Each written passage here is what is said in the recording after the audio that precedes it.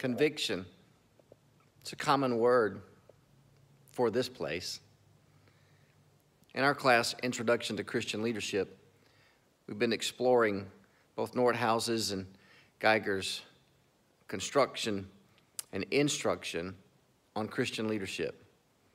In Geiger's book, Designed to Lead, he defines and describes to us that there's three primary components to Christian leadership. Primarily, the first critical component must be conviction. That there must be a conviction, something within the mind and the heart of humankind that goes deep beyond even sometimes rationale, but a driving force that compels us to go deeper, reach farther, and to do more than what once thought humanly possible. It's the thing that fuels us, energizes us, causes us not only just to live and breathe, but to truly reach for greater life and to accomplish even more. So when I read and hear and discuss Christian leadership and the word conviction comes to mind, this place comes to mind. Conviction. This is where, in an elementary stage of our relationship with God, conviction sets in. Conviction of wrongdoings and conviction of things that we need to correct in our life. But Geiger's, he goes and explores his definition of convictions. It's not of the things that we've done wrong that compels us, but for the things that we want to fix in this world, in our life, and within the lives of others. A conviction is a calling. It's a sense of direction and purpose and zeal and passion, a centeredness and a focused point of action and call to action that keeps us going. So in convictions in my personal life, there's many.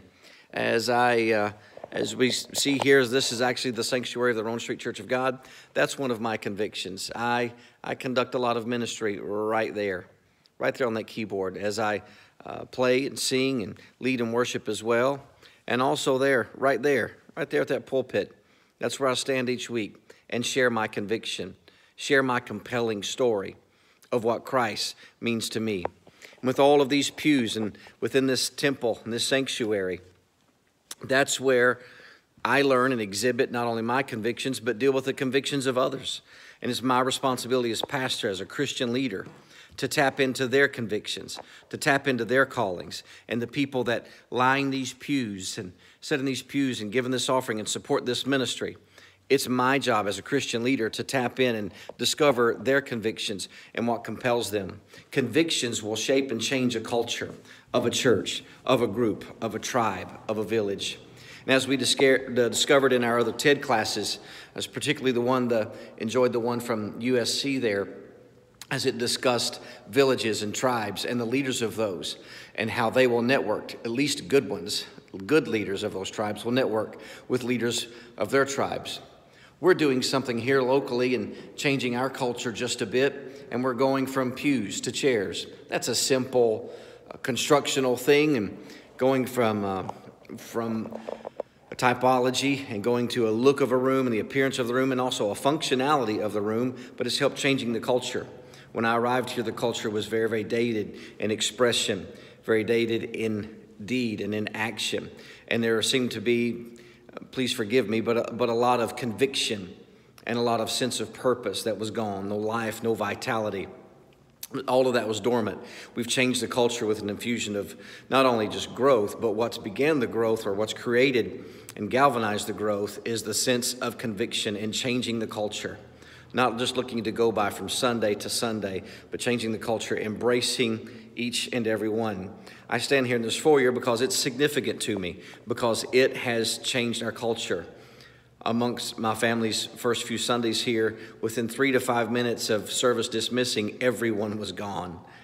But within a course of about 6 to 8 weeks, as we began to just share our conviction and help cultivate and change the culture of the church, we've noticed that now that typically 45 minutes to an hour after service, there are still people lingering in this foyer and in other hallways and corridors and lining the halls and the convening places of this facility. They'll go down this hall and they'll go into meeting rooms and they'll share. Or if they come in this entrance over here behind me, they'll go there and they'll congregate in fellowship. It's changing the culture because now something positive, something creative, something good is happening.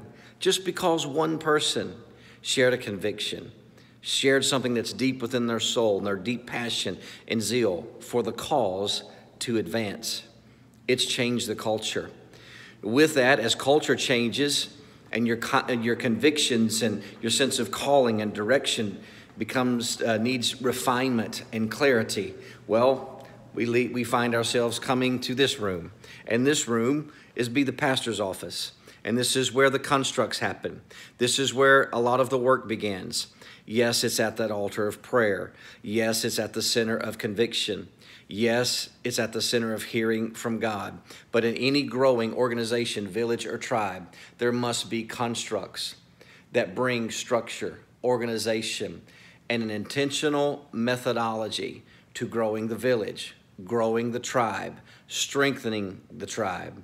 Going through those stages, as one of our TED videos described as life sucks, and on through those stages, all the way to stage 5, to not only just saying that I'm great, but we're great. But we're only great because we're together. And if we're together and everyone is whole, everyone is healthy, we can do great things. In this class, I've learned a lot about Christian leadership and the impact and how important, as Geiger simply laid out for us, conviction is vitally important to changing a culture.